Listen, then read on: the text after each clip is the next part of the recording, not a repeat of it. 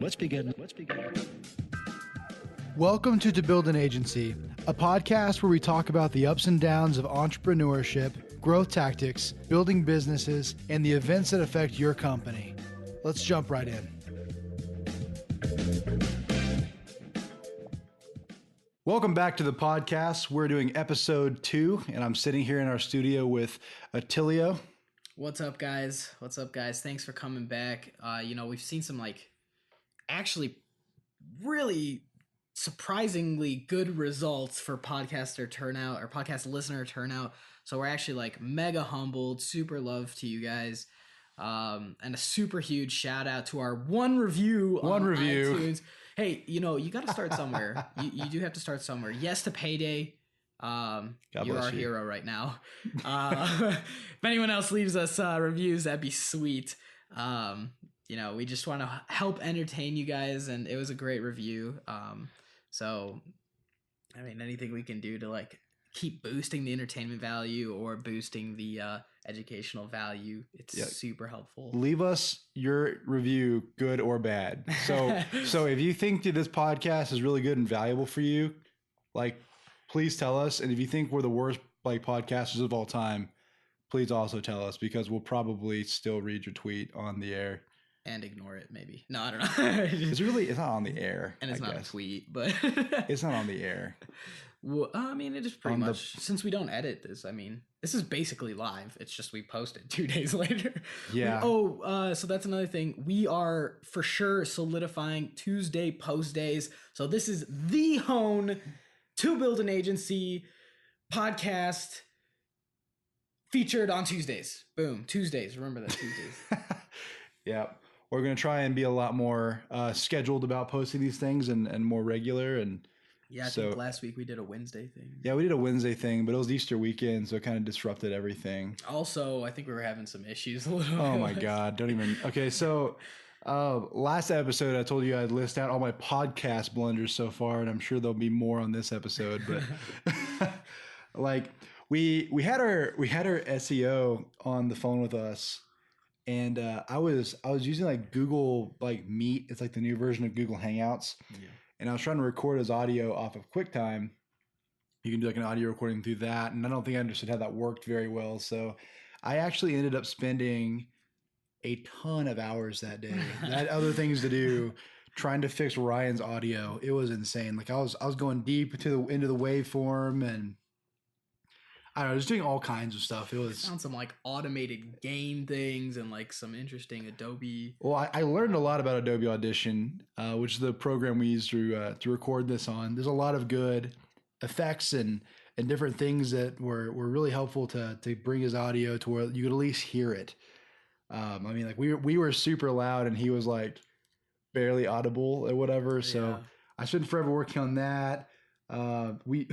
We had a ton of upload problems. I think we uploaded episode 2 initially to iTunes, and there was an additional 30 minutes of silence at the end. I couldn't figure out what was wrong, and I had screwed up in Audition. I had forgot to delete a ton of But it was empty space that wasn't showing up until we uploaded it. Yeah. So it was really weird. I think we figured that. I think we cleaned it up now. I think we understand what we need to do to. Oh yeah, we're learning the ins and outs of this thing, and I don't know. It's just with anything you've got to learn that's new. There's gonna be a learning curve. We've never done anything like this before, and I'm definitely not an audio engineer. I'm a graphic designer, so those things don't translate over fantastic, but we're doing our best. We were initially kind of making intros for the podcast just to make it a little more fun or engaging or entertaining, and I found some really awesome songs by a dude named Grammatic. And I was really excited whenever I showed Attilio this fantastic intro I made. And then I started researching copyright law and fair use and all that, and kind of realized that I couldn't use anything I had built within the last 3 hours of me making a bunch of these things. And so we had to go through the whole process of finding fair music to use and all this crap. We're still trying to get on Spotify. We're 3 episodes away from being allowed to be on iHeartRadio. Two actually. 2 episodes? Yeah, I think it's just okay. So this one and then one other, because we just I thought it was 5. Oh yeah, because we have episode 0, right? Episode 0. I'm gonna forget about episode 0 forever. But There's one thing we definitely did improve on was our audio was better in episode 1 than episode 0 because one of us isn't right next to the mic and one of us isn't away from the mic. Yeah, we are actually coordinating that a little bit. We're doing better, but man, we've got a decent amount of listens so far, and we're getting a lot of subscribers and stuff. So I'm really just excited about it. Like I think if the numbers weren't racking up even just a little bit, I'd be kind of a little discouraged from continuing to spend time on this. But we are growing, and I am having fun with it. So Yeah, this is some good stuff. Just mega thanks to all of you. Did you want to jump into stop kissing everyone's butt? Just hit some branding process things, or yeah, I mean, so this week's actually been extremely productive for us. Um, we've never taken the time to actually brand ourselves well, or to at least like plan out our brand identity. I think we have like once maybe, but it was like still really Disorganized and disjointed. yeah, like we didn't know how to go about it, and we've been like Travis has done a great job at like understanding how to do like brand work in general and like doing a step by step kind of thing, like a process for businesses. And so we like did it for ourselves. It was awesome. It's kind of like when we were back when we were building websites for people, and that was like our only service. Is our website actually needed a ton of work, but we were working on everyone else's website, so we didn't have the time to do it. Yeah. So actually allocating the time to our own brand, I think, was really helpful. We spent like 4 to 6 hours in front of a whiteboard just working away and trying to understand our company. And Figuring out the key things that we do well. I think it's something that everybody needs to do, honestly. oh yeah, like big or small, every company needs to. Every company has a brand, whether they like it or not. Like, and I think there's some really big misconceptions when it comes to brands. One of those things being is that your brand is only your logo or your graphic design work or whatever, but your brand is actually it's a vibe, it's a feel, it's an external perception Of your business. yeah, by the Yeah. public. Like um, that's why like even PR affects your brand, right? So huge brand changes again for United Airlines or for American or whatever who are having all these crazy problems keeping scorpions out of their planes and hitting people with strollers. Like their public perception has changed. Yeah. That's not just a PR issue. That's a brand like crisis. Yeah, Um, and they definitely will need to somehow remedy the situation. I know sure. that some of those guys that were having some of those huge issues have started doing like huge changes in like pricing structures or Mhm. updates in what they do for like remuneration as Yeah. far as delivering some value to their customers again to try and build that trust back. And, hopefully as a company, as a small business, um, or an entrepreneur in general, small business owner, you don't ever like mess up your customers' trust in you. Hopefully, you're always um, like sticking to your guns and really like providing them the value and showing them all the time why they came to you in the first place, and like really doubling down on your values and your like X factor, which like really separates you from the crowd. Yep. If you're doing that, I really do think you always like kind of stick out. It's how craft beers like separate themselves all the time, where it's like, wow, this is such a unique type of beer. Yeah. I love this beer, and then people just fall in love with that craft beer, and Yeah. they just like double down on their X factor, and it just like boosts them. It helps them. It helps them get to that point where they can like sustain themselves. I've always noticed like the kind of more mainstream beers, they always focus on like America as a whole, like but more like the more craft snooty beers are always focused on like the local, like Yeah, where they're from, like the scene or whatever.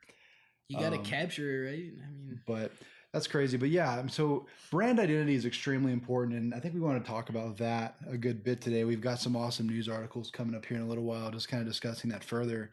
But I mean, just to kind of let you in on like even our process and how we discovered um, how we need to be communicating, who we need to be communicating to, like understanding our customers better.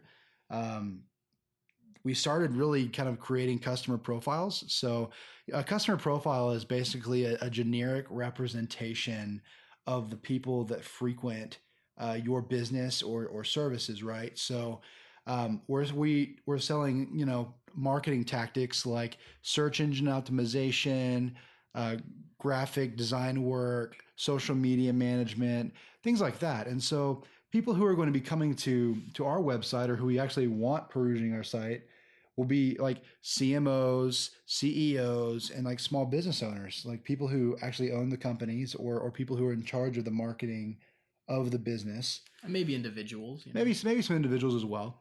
And so what we did was we went into each one, CMOs, CEO, and small business owners, and we really researched and learned about what they all do, for a job level, or like what they're doing, in their day to day. We learned a lot about uh, their pains, like what are some of the struggles that people in these positions have. Like we learned that CMOs actually usually have a lifespan of 2 years in a company because there's just so much pressure. They're CMOs. They've got a very analytical, creative, and interpersonal job. They're managing teams. They're heading up creative. They're dealing with analytics and they and always have numbers. to have the graph going up. Yeah, and If you're part of not having the graph go up, if you're not having that revenue increase, if you're not having that mhm. profit increase, you're failing at that job. Yeah, part of like a revenue, like part of like the revenue for the company really falls a lot on the CMO, and so if they're not doing well, you can always find another CMO, and so we realized like yeah, we need to build trust with those CMOs because yeah, they're stressed out, right? They've got a stressful job. They've got can they trust us to make marketing materials that look good? Can they trust us to get um, their site found on Google and to increase their site traffic? Like Increase new customers in general. yeah, Like, can we help them fulfill their job? can we engage their audience? Yeah. Can we build their help supplement the building of their public perception? Like it's a lot. So and we did the same with CEOs and small business owners. But all that to say, I mean, it's very important that if you're running a business, that you really do some research into who your customers are and try to understand their pain points and ways that your services or your business can be of help. Right. I think learning that and understanding that will help you write good content and engage your clients in a way that's meaningful and will kind of bring back repeat customers. Yeah, we also like totally broke down and found out sort of our message as a company in general. So we wrote down six, um, I don't know what they would be, subsections or Pillars. pillars. I don't Yeah. know. I don't know what to really call them.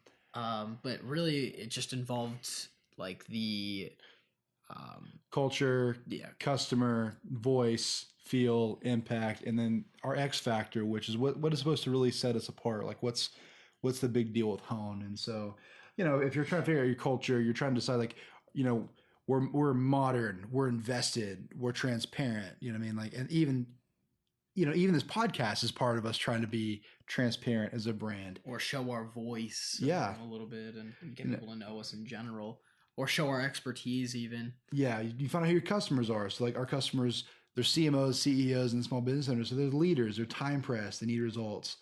We want a voice that's attentive, friendly, informative, and we want to be a cheerleader. Like we want to cheer on our clients. Like we called one of our clients the other day who doubled their web traffic in 2 months, Yeah, and we called and congratulated them and. might bring him a cake sometime. We're thinking about bringing them a cookie cake that says like 200% on it or Because they're something. near here. That's so. Yeah, I mean, just to be like a cheerleader and to know that like we're in this with them. Yoda to their Luke Skywalker. Yeah, like your client is always the hero of the story. You're the mentor figure. You're the Yoda that can help them through their journey into their completing their goals. But yeah, like you're trying to figure out the feel. So if we have like certain impacts that we want to leave on our clients, like we want them to be confident, we have to have a feel of confidence. Or if we want them to feel better served, they need to feel that we're informed or timely.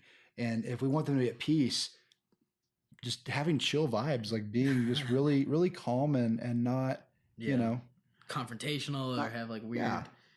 weird. And we want them not to feel alone, Yeah. and so us being available, having like a feel of availability, is also super important. And so that's kind of like the process we went into figuring out our brand. And then finally you come to your X factor, what sets you apart. And we want to be caring about our product and our clients. And we want to really be informed, because we feel like for the people that we're servicing, that is the best possible posture that we can have for it as a company. Yeah. So using those pillars as an example, you should be able to theoretically create something similar for your own brand, or at least help understand yourself a little bit better. I know it was super helpful for us when we did it. We were kind of in the middle of a stressful day, just working on, customer fulfillment and whatever else we were doing that day. I don't really remember too well. And then we kind of just like went off on this tangent. It wasn't a tangent; it was a directed tangent that really brought us, I think, peace at the end of it, because we really understood who and what we are in this new era of ourselves. And it really just, I think, is going to increase how we communicate with people, not only through our website, but through um, calls when we call people from now on, or emails, etc. So maybe we'll make like a huge printout of that and just like Yeah, staple it on the wall or something. we did a lot more than just figuring out those pillars. But I mean, we I don't know. I think it's just super crucial for everyone to give it a shot. They seem like kind of like silly, exercises at first, but like when you get to the end of it, you're like, So that's who we are. yeah, that's who we are. That's how we perceived her. Man, we don't communicate that at all. Yeah. We Um, definitely need to pull out more chill vibes. yeah, we need to be a lot more calm with certain things or whatever. Absolutely. However your system lands on that. So, but yeah, also built up our statement from there. So like just in general who we are, how we depict ourselves. So literally from those pillars, we built up kind of like little statements geared towards our target market's pain points. Put together a statement that would ring really strong for them. Built that up, and now I think we're really excited for our new website. Yeah, we decided to completely do a new website around this like brand exploration. It's like our it's almost like we're rebranding, but it's like our logo's remaining the same, our colors are remaining the same. Like most of the things about us are staying constant, but understanding our brand has led to us like redoing our content and our message and how we communicate. Yeah, because hopefully we want other people to understand us just like we understand ourselves. Sure. Now. Sure. And I'm sure that would ring true for anybody really trying to make money in general. Like if you're on the internet trying to make money, if you're in a store trying to make money, it helps you sell to people when you like when someone understands you, because people buy from people don't buy from company X. Oh yeah, I mean a good maybe exercise into figuring out, like, do people really understand your brand or what you're offering? Ask those around you, point blank, like what does my company do? What do I do? Yeah. My girlfriend's in the counseling program at Texas Tech, and her cohort goes out and they do all kinds of stuff together. They're like inseparable. And sometimes I'm working so much I can't always make it to the events, and they'll be like, "Oh, what does Travis do again?" And she's always like, "I don't know how to explain it. I don't know what it does something with search engine optimization or something like that, or I don't know." Ask those around you, like, do they understand and know what you do and what you offer? Because if they don't, that no you're one else does.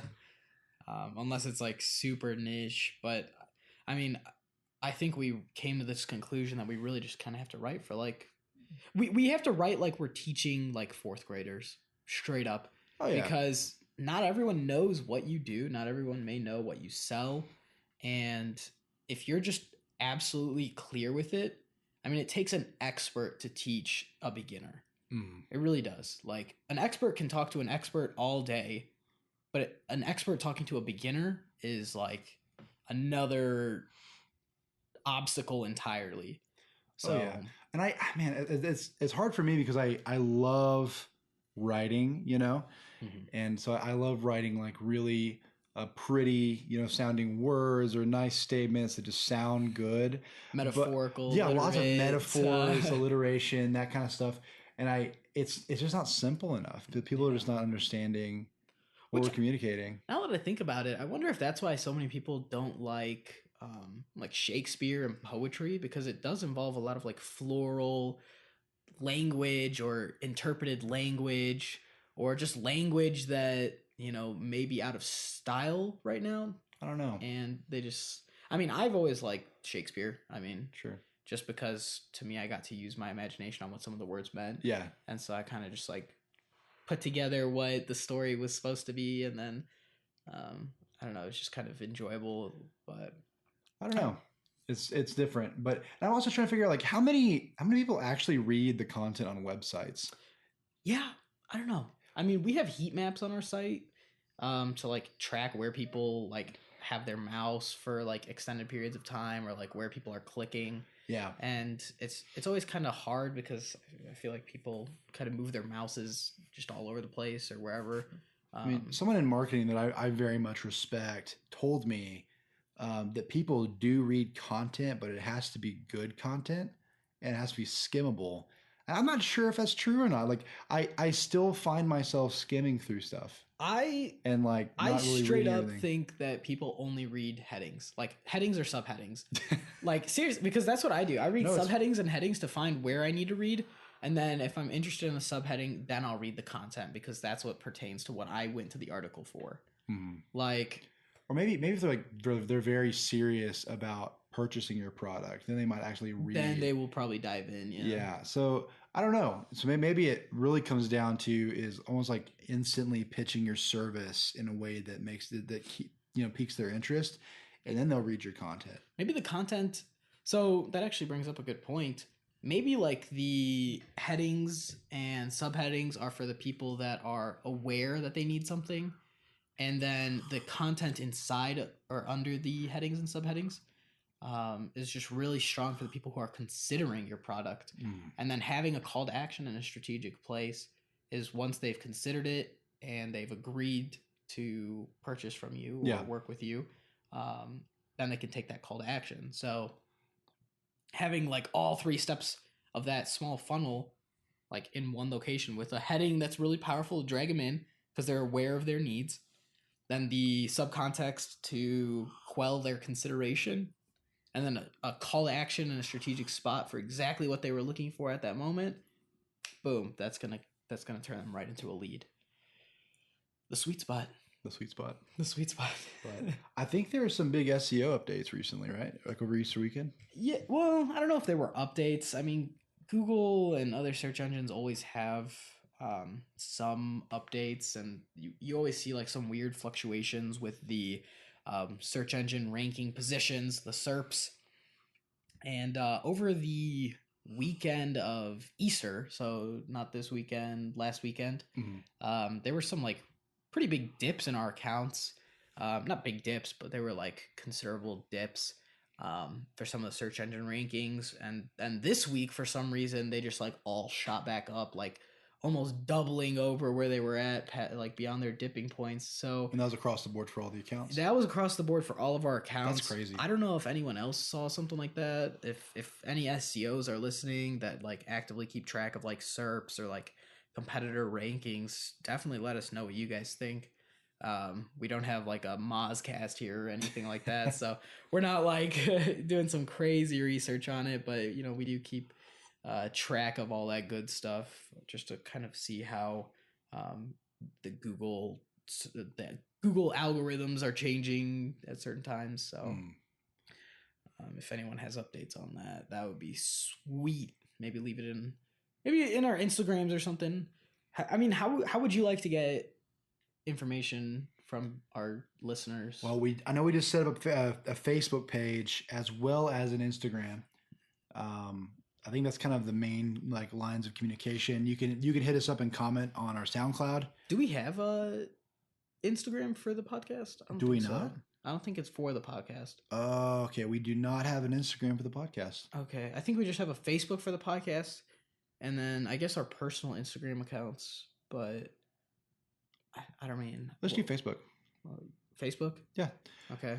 Go look up To Build an Agency on Facebook. You'll see our cover art. And actually, that would be so sweet because we'll be able to do like Facebook Live stuff. Absolutely. Okay. So we eventually are wanting to build this thing into like a live broadcast with video and everything, so we can jump on like YouTube Live, Facebook Live, whatever. Periscope. Periscope. Like, I mean, anything, whatever. Try our hand at video broadcasts and everything. So if you will, go get us a like on Facebook and follow us there.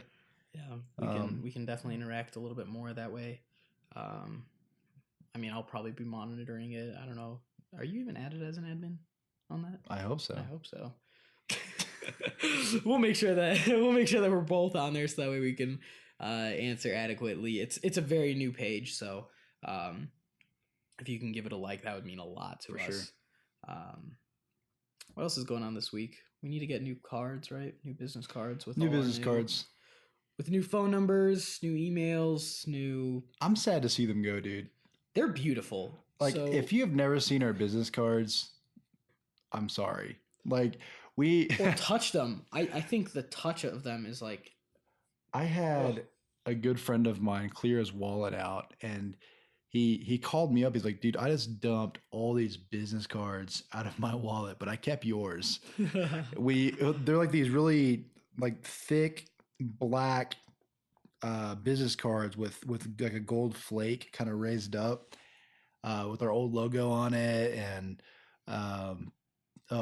just sexy, dude. We should take pictures of our business cards and put them on Instagram and just be like, these are amazing.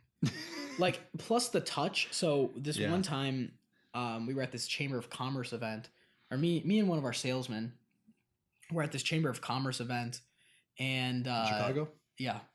And they had this like steak gift card or gift certificate drawing. And so probably about 200 people dropped their business cards into this like trash bag looking bag.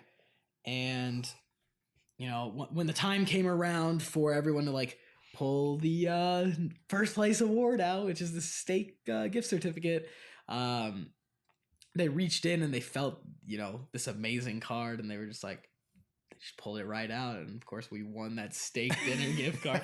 It was my salesman who won it. I didn't win it, but oh my gosh. I mean, that's just like sweet. That's phenomenal. And they were like, this card feels so good when they pull it out. It's like, yeah, that's why it won. So maybe we'll have to replicate the I can't even describe it. It's almost like a soft plastic or something. I don't know, but all that to say, if you're about to get new business cards for your business, maybe look outside the box a little bit from like the typical flimsy normal business cards. Yeah, we've had really good like retention. Like, people remember us really well just because they feel so good. It's different. And I don't think it'd be the same if we had regular cards. Like, because like usually when someone gives me their card, it almost always ends up in the trash can.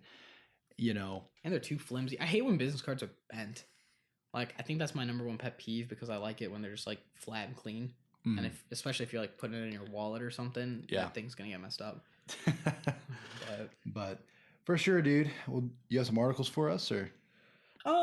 Yeah, I pulled out a couple things for us to take a look at. One of them was, so I have this crazy idea. Okay. I have this idea for our city, the city of Lubbock, to have a crazy like rebranding, large scale rebranding, like for the city, straight up. Like, take city money to brand the city and make it awesome.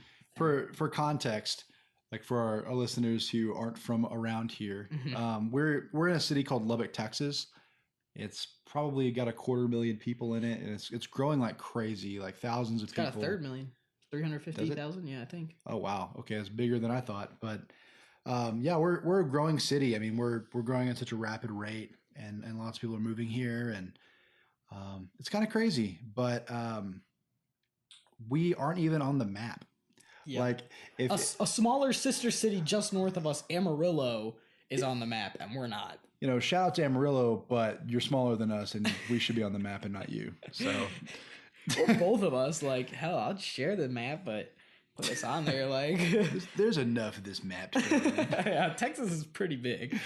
But So I pulled up this article because it was literally published this past week. When was it? The 16th that it was published. And I guess there's been this guy, I think he's from the UK, and pretty much what he does is for the last 30 years, he's been an advocate for why cities need to do branding. And it's super interesting because he talks about like what sort of mistakes are there, what are the success stories for city branding, how do you even begin doing a city branding, and he talks a lot about how some of the cities that are thriving now, so like the huge cities that have pulled up in these last like 100 200 years, that they probably had a better branding strategy and it made people want to go there for jobs or go there for work or start businesses there in general. And he makes a pretty strong argument. The article's on WSJ.com. It's called Why Cities Need to Create Their Own Global Brands. And if you have a minute to check it out, I would definitely recommend it.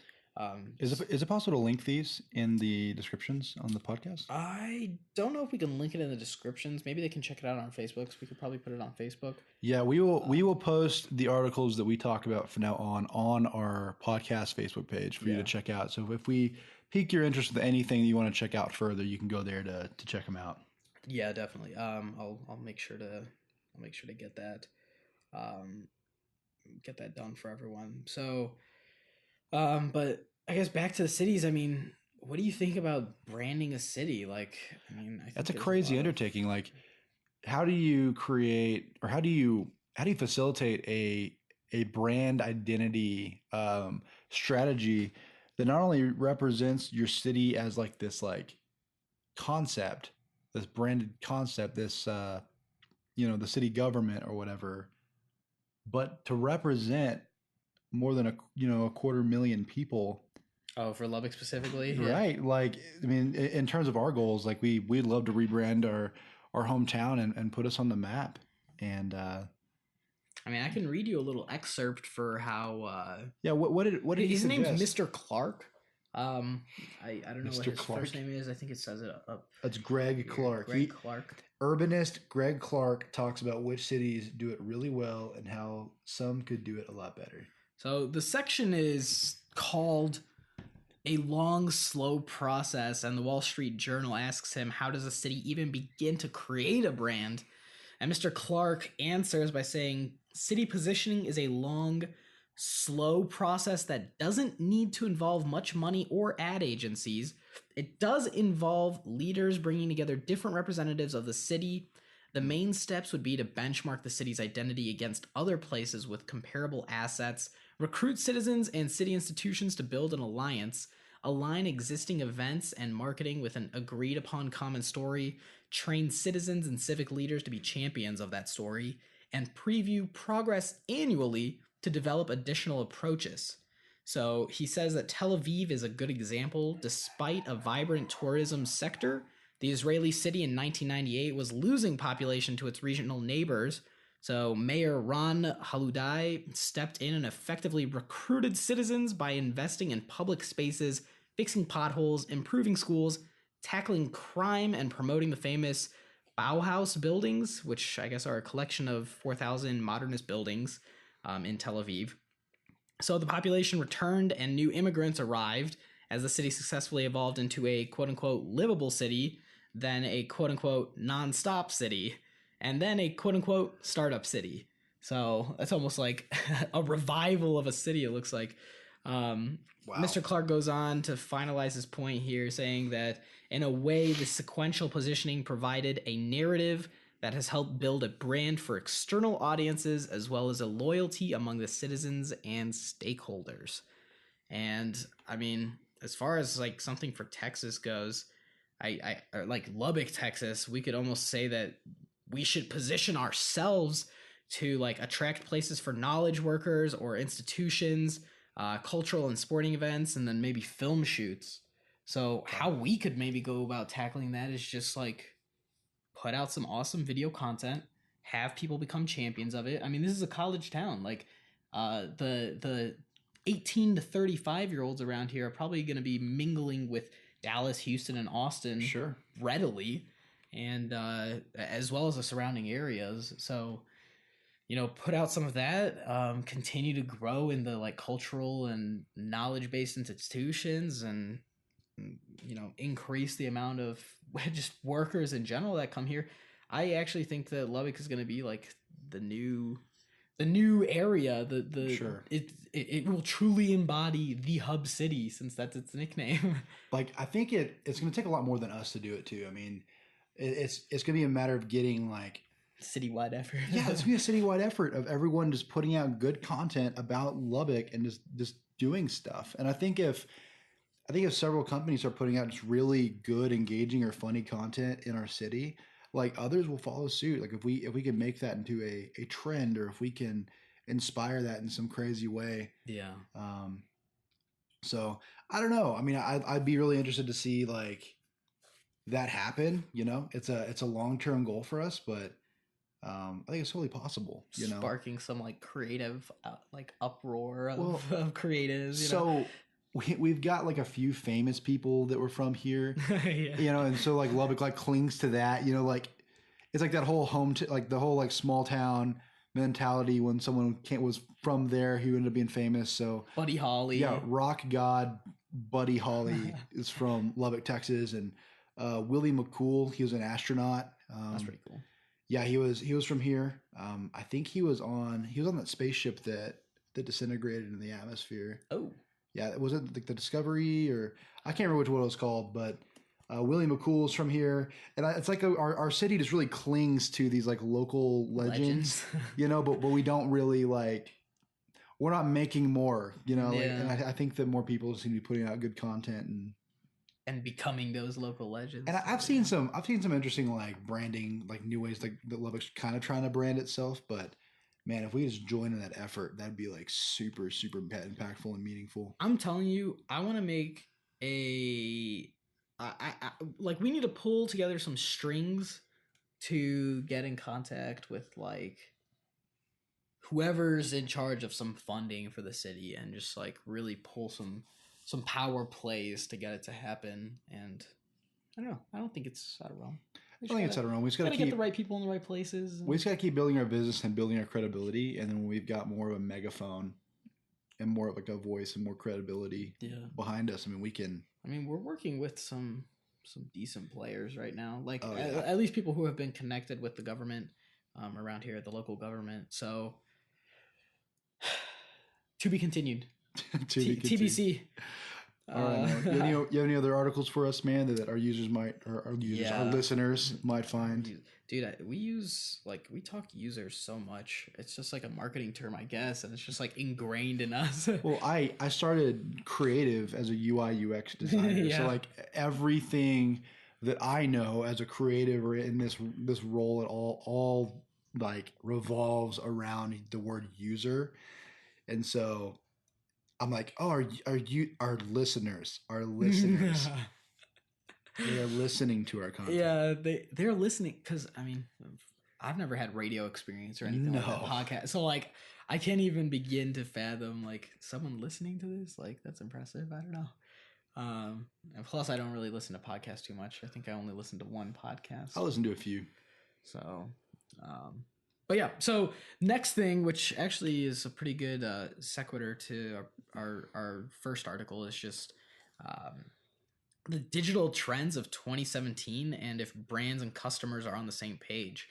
And this was published on marketingprofs.com, which I follow pretty closely. They put out some really good content, and really the article brings up a lot of good points, but I think the biggest thing that I'd really like to talk about is that they polled 1,000 people just like out in the public to see how they felt about some of the major emerging consumer technologies and the sort of things that they would use in 2017. And the top three things that people would use are mobile payments at 32% of the people, voice search at 24% of the people, and virtual reality at 23% of the people. Hmm. I don't know. To me, I'm not a huge mobile payment person. I've never done it, so that's just like Apple Pay and Google Wallet and stuff. Yeah, I'm pretty sure, or like I thought most businesses were doing that. they are, but I just like I don't know. I don't use it. I don't know how convenient it is. I mean, I guess actually technically you can set up. Can you put like your driver's license in the wallet and stuff? I wish like that would be an incredible feature. Like if you forget your wallet at home and you get pulled over, you can pull out your phone. Yeah, I would like that. I think in that case I would like include my IDs and stuff like that. Yeah, but make my entire wallet digital. But I think there's also security concerns. That's what I'm thinking. Like if someone jacks my phone and just gets in it somehow, I mean, at least I feel like by separating my phone and my wallet, like the security concern goes down. I completely get you. Like, and that's why I never put my credit card just in my phone. I'm like, I don't know if I really like that idea, you know, that someone having access to my credit card, but right. Or just in case they can like crack the entrance code somehow. I mean, I know that there was a huge like data leak, I think on WikiLeaks, talking about how the CIA occasionally can buy these loopholes into like Apple systems and Google systems in case they do need to like extract some information. So that's kind of crazy. I don't know mobile payments. I don't know, but that's a little scary. So the next one was what? Voice search. Voice search. Yeah. Okay. So I mean, I could totally see that. I mean, I think a lot of people are a little bit more conscious about like texting and driving. Well, are people not using voice search? I don't know. I think that maybe they just would like a larger integration of it. So maybe like, I mean, I know Google's like really doing hot. I mean, who doesn't use Siri or like Cortana? Yeah, you know, that kind of stuff. Okay, I see you. Like more. So maybe just more of that. I think the Amazon Alexa is getting big. Yeah, like probably putting together like a good home integration system with just a bunch of voice features. I think that's what's like really hot. Like if you know about like the Xbox One, and obviously if you have like Cortana or Siri or something, or Alexa, you know, maybe just including more of those things to like integrate inside of your home. People probably want just a little bit more of that. And then obviously like on the go stuff. So maybe like voice search in your car and like doing all that cool stuff. Voice search in your shower so that way you can like bring up some lyrics. Oh, that's a good idea. Like one of my favorite things to do is watch like people in the older generation trying to interact with voice search. Like my dad will ask, you know, Siri or Alexa or whatever to do things that's not even programmed to do, and he get pissed off when they can't answer the question. Oh man, we got my pop a Amazon Alexa for Christmas, and he was asking that thing every possible question that like I don't know. It was unreal. But yeah, he was getting so angry because it's like I do not know the answer to that question. He would just trip out like what why not? You know, I thought you could ask this thing anything. I thought it was the nexus of the world, like. Yeah, but pretty crazy. And then third place on the list comes in virtual reality. Virtual reality, that's I love virtual reality, but I like the idea of virtual reality until it's like practical. Like nobody wants to walk around with the headset. No, like I'm not going to carry a headset in my backpack so that I can zone out at a coffee shop and put my cell phone on my face. Like it's just nothing that I'm interested in doing. Yeah, and I don't know anyone else who is either, but I think where VR is going to really blossom is once the tech becomes way more intuitive and convenient. So I think once the tech is there, like once the hardware is there, yeah, I think that's when it's going to blossom. And I also think it's going to blossom when VR and AR kind of like go hand in hand with this new convenient display system. that's when it's gonna blossom. Like being able to like take a look at a I don't know, like an image and understand what it is, or being able to look at different text from foreign languages and have those things be translated instantly, which they do have those things now. So the tech is not like out of realm. It just needs to become more convenient, I think. I think so too. Like we've actually got some friends who work or really own a virtual reality company. Yeah. Big shout out to our boys at Define. Yeah. Big car shot. car capture 360. Yeah. They're taking 360-degree cameras and they're using them to give Just absolutely the best display for for like cars. online for online shoppers of vehicles. You can get the outside view in 360, but you can also get the car interior, which I think is so cool. Like to be able to sit in your home and be able to see in high definition exactly what the interior looks like.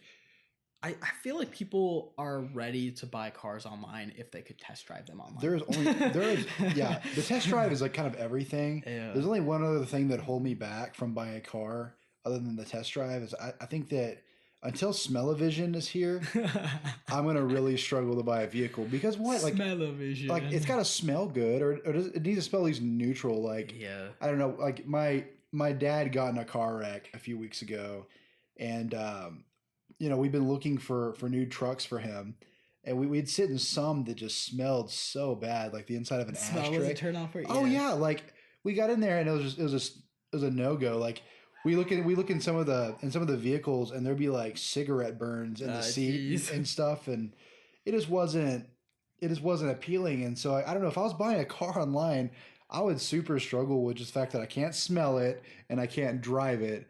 But if the view is good enough, and that's assuming that the car doesn't get bought up immediately, because like the turnover between them acquiring the vehicles and selling them is so fast. Like I don't know. I feel like it's going to really help people like get interested in a vehicle and go check it out, or just buy more cars in general, or maybe understand what kind of vehicles they just want to buy. So like the end consumer is like more educated in that vehicle and the features and what everything looks like on the internal, inside. Yeah. I don't know. So I'd be really interested to see how B2C virtual reality or AR 360-degree camera work is going to impact businesses. Yeah. Right now, it looks like a lot of people want better products. Yeah. Better services. They aren't looking for like a disruptive product, which I don't think anyone's ever really looking for a disruptive product because they don't know what they want until it's in front of them, No. So everyone's always looking for, the upgraded, the better product, the integrated product. So super good article though. Everyone thought smartphones weren't going to take off, and now I can't leave my phone. I can't leave my phone. Yeah, I can't leave it. like I actually work through my phone. Like Attilio went to the lake with some of our buddies the other week, and he the business line's connected to his cell phone, so he left his phone with me for the day, and he said he was just like having separation anxiety almost. Yeah, I mean, it was weird because I'm so used to working. Sure. And this was like a Wednesday, like straight up middle of the week, like 2:00, like totally like you wouldn't have been able to make it unless you like ran your own business. Yeah. Like, oh yeah. So went out there and I was like, I have to leave it because otherwise, one, I'm going to be working, if I don't leave it, and two, I'm not going to be able to get probably good reception at the lake or whatever, for whatever reason. So I just left it. But I mean, the phones are so integral now, like, and it makes sense. I mean, you can get clients from your phone, like literally using Instagram, you can get customers. Like, yeah, and I think VR is going to be that way too. I think that they call social media Web 2.0, and I do think VR is going to be Web 3.0. But again, just the journey to get there, and the hardware has just got to get to where it's not disruptive, and it's convenient, and it's user friendly. Because I will never buy a headset to mount the phone to my face. Have you seen the Facebook VR stuff that they're working on? Yes, dude. You were showing it to me. I think we showed it to the guys at Define as well. I mean, that stuff is really cool. Facebook is really making a push for it, and I like that. They have like avatars and stuff that go over people. Like, we're planning on actually having the guys from Define on the podcast soon to talk about B2C virtual reality and how VR is going to change the game for industries. So we should probably even like find those articles and like the news on what Facebook's doing with VR, and we'll have really the experts weigh in on it. Yeah, I mean these guys really just it's just the highest quality stuff. Like I very much admire their product. Oh, 100%. So It's such a cool product. I'm just be very interested to see the journey I want to see. I into think it'd be integrating so it. cool for our listeners to check them out and just review the product. Like, just give us an idea of what they think of it, or if they would work on something like that or use it. I mean, if anyone's on the web right now, or as you're listening to this, or if you have an idea, go check out carcapture360.com, and they have some like cool view changes and stuff. Um, like ultra cool stuff. I just like, would you guys buy a car after seeing something like that? After seeing like an interior view like that, I think it would definitely help me buy. I mean, Oh yeah, like I said, I mean, I still need Smellovision, and I still need to be able to test drive it through VR somehow. If you can make me test drive it through VR, yeah, I will consider it. But and I'll probably be changing my tune here in 5 years because we all do. But yeah. But I think that's how it goes. I mean, did you have anything else? I think we can sign off, man. I think we can sign off. Uh, Leave us comments, give us some feedback on how we're doing. If this episode sucks, let us know, and we'll read your review next time and all that good stuff. But well, with that, I guess that's the end of the episode. Yep. Thank you so much, guys. We will catch you later. All right, peace.